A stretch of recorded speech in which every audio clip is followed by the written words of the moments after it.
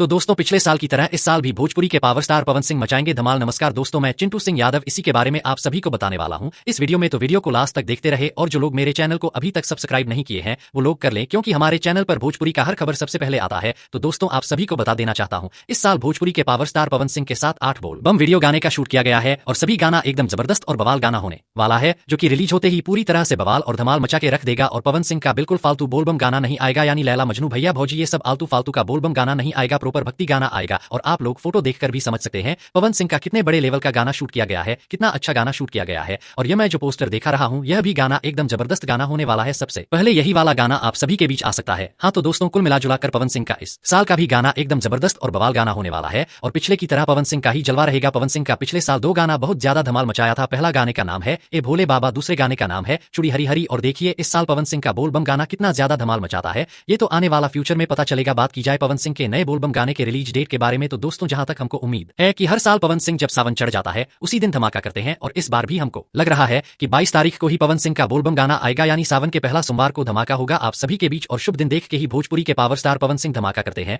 चलिए कोई बात नहीं, 22 तारीख को ही आएगा तो अच्छा रहेगा। वीडियो पसंद आया तो ज्यादा लाइक करें, कमेंट करें, शेयर करें, सब्सक्राइब करें। धन्यवाद दोस्तों।